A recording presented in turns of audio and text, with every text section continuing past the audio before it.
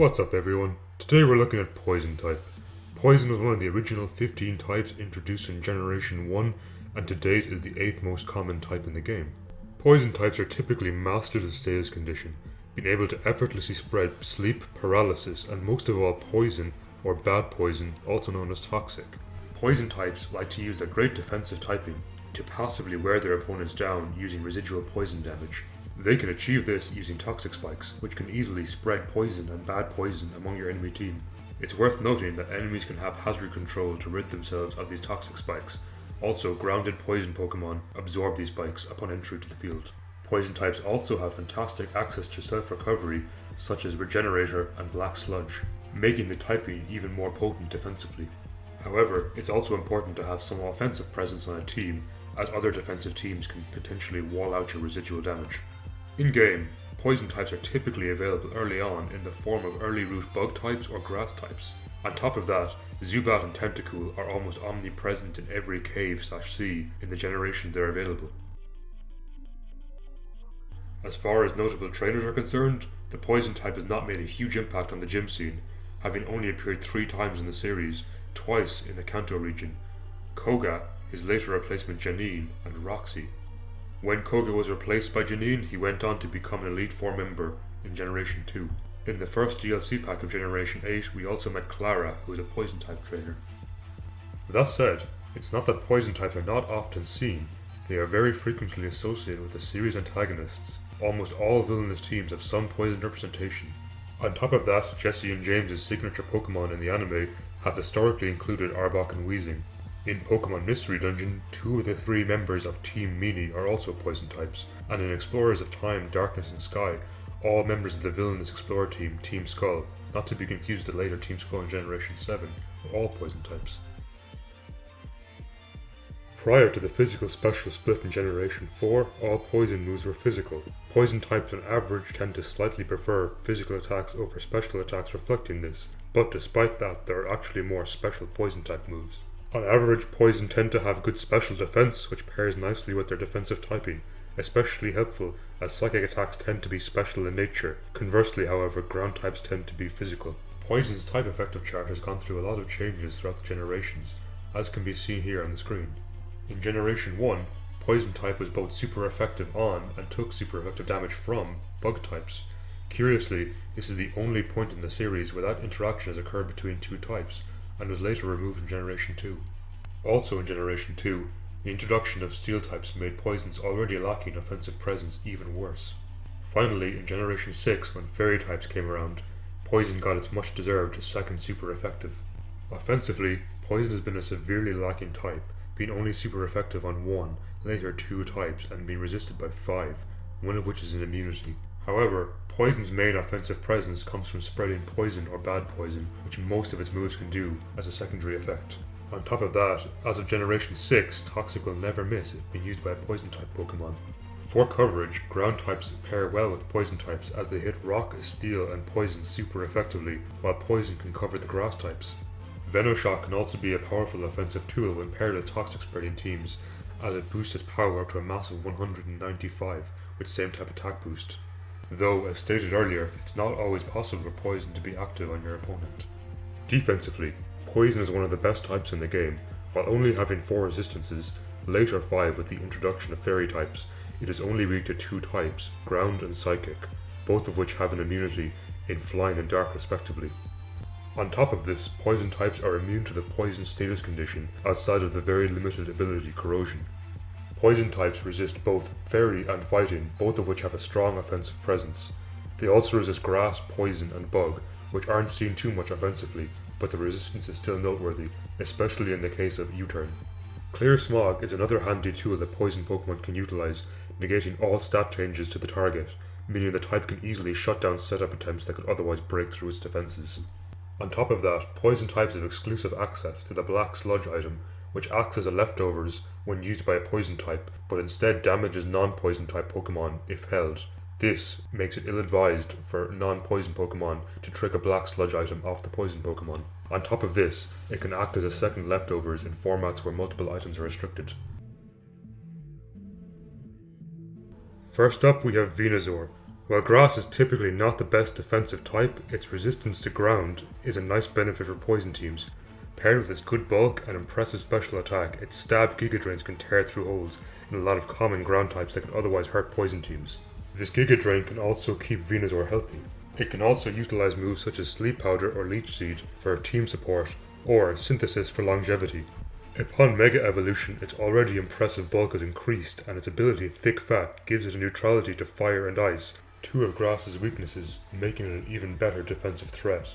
On top of this, its special attack is also increased, making its Giga Drain notably stronger. Next up we have Mega Beedrill.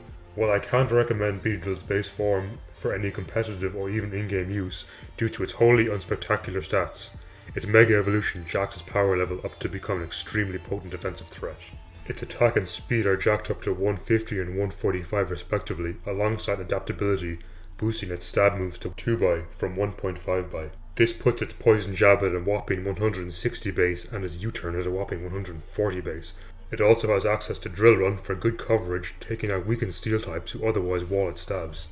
It must be noted, however, that Beedrill's defenses, even when Mega Evolved, are like wet paper, and even a weak priority move can send this thing toppling. Not to mention it takes 25% damage from Stealth Rocks upon entry. If you plan to run Beedrill on your team, it should be done so with proper team support. Next up is Nidoqueen. The bulkier of the pair, she is one of the few poison types that can lay down Stealth Rocks, giving the team fantastic team support, especially during long battles. On top of that, she also has access to Toxic Spikes to increase the amount of pressure put on the opposing team. Using her bulk, she can take a hit and revenge kill with powerful sheer force boosted moves on threats to poison types, or weaken walls with Super Fan. Naturally, next up we have Nidoking, the powerhouse of the pair. While his stats aren't anything impressive upon first glance, his amazing move pool is truly where he shines. His special attack is also notably lower than his physical attack. However, generally special attack variants are preferred due to the move pool. Sheer Force paired with Life Orb give Nidoking a much needed boost in power, and his near unwallable coverage in the likes of Flamethrower, Ice Beam, Thunderbolt, and Earth Power make him a fantastic wall breaker on any poison team, something they otherwise lack. This is especially prevalent when Earth Power being able to easily KO a huge portion of steel types. Tentacool is available in nearly every sea route in the series, as such is extremely easily available for any in-game playthrough. Tentacool's decent speed and impressive special defense make it a nice defensive option. With access to stab water moves to threaten ground types, Acid Spray can also be used to harshly lower your target's special defense, allowing Tentacool to invest more into its defenses and special attack, and still be able to threaten walls. Tentacool's Clear Body can also be a helpful defensive tool, as opponents often use stat-lowering attacks in the main games. While Original Muck is decent for its impressive HP, attack and special defense, it's in its Alolan form where it truly shines on a poison team. Adding Dark type to it helps the team significantly by giving their team an immunity to one of Poison's only two weaknesses, Psychic. Not only this, but it can threaten Psychic types massively with Stab Knockoff, which also provides great team support in knocking off items. In Generation 7, it can also be used as a fantastic pursuit trapper to trap Psychic types. On top of this, Muck has access to Curse to patch up its somewhat lackluster defense stat, at the cost of its already unimpressive speed. Paired with Priority and Shadow Sneak, which poison types rarely get, it can be used as an effective late match sweeper. All of Muck's physical moves can also spread the poison status effect, thanks to Muck's poison touch ability. Gengar has high speed and special attack, making it one of Poison's best options for a sweeper. With Shadow Ball doing fantastic work against Psychic teams, it can also run Focus Blast for dealing with Steel types and Sludge Wave for powerful stab. If used on a dedicated status team, Hex and Venoshock offer far more powerful than the aforementioned counterparts at the cost of reliability. Choice Scarf is one of the best items for Gengar as it gives us a fantastic speed tier, also allows it to limit Wall's options using Trick. Prior to Generation 7, Gengar also had access to Levitate, giving it an immunity to ground attacks. It was later replaced by Curse Body, which is arguably not as good on a poison monotype team, but still has its usages, being able to disable choice-locked attackers. Both forms have access to the much appreciated Levitate, granting your team options to deal with ground attacks. The Weezings also have great defense and access to Will-O-Wisp to put a stop to physical attackers causing trouble to the otherwise special defense-oriented poison type. On top of this, the Weezings have access to Toxic Spikes and Defog for further team support. But it's important to note that you don't want to clear away your own Toxic Spikes, so Defog should be used sparingly and only when your opponent's hazards are too disadvantageous. As for Galar versus regular Weezing, it depends what your team is looking for. The Galar form carries a much appreciated immunity to Dragon, however makes the already tough Steel matchup even harder. Next up we have Crobat. Zubat is available in almost every cave in the series, as such it can often be caught very early on in the game, and be a very useful team member for any poison team. The Bat family's flying type is what makes these Pokemon a great pick on any poison team. Crobat's exceptional speed is where it truly shines for utility. It can be used as a fast taunter, preventing your opponent from using status moves, such as hazard setting or stat boosting. It can also have access to defog to clear away already potentially detrimental hazards.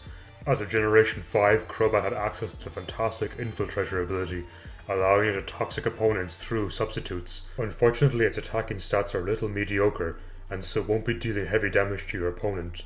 Thankfully though, it does have access to strong stabs such as Brave Bird, and a great pivoting option U-turn. Roserade's part grass typing is also very useful on a poison team, thanks to its neutrality to ground types, and its powerful stab grass moves, being able to one-hit KO a lot of ground types, most notably the powerful Leaf Storm.